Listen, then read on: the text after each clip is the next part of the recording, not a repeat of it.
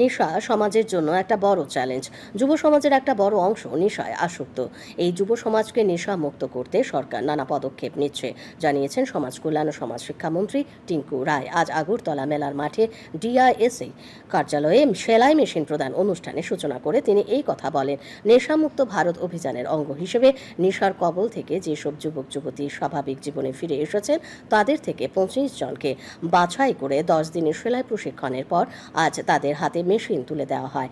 অনুষ্ঠানে অন্যদের মধ্যে ছিলেন টিসিপিসিআর এর চেয়ারপারসন জয়ন্তী দেববর্মা, পশ্চিম জেলার ভারপ্রাপ্ত জেলা সভাধিপতি বিশ্বজিৎ শীল, সমাজ কল্যাণ ও সমাজ শিক্ষা দপ্তর অধিকর্তা তপন কুমার দাস, এডিএম অসিত কুমার দাস প্রমুখ।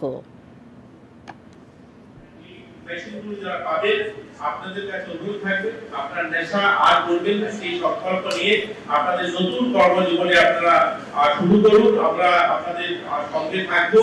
আপনাদের জন্য সরকার অনেকগুলো পরিকল্পনা গ্রহণ করছে। আত্মনির্ভরতার জন্য অনেক কিছু স্কিম, নতুন স্কিম সরকার চালু করছে।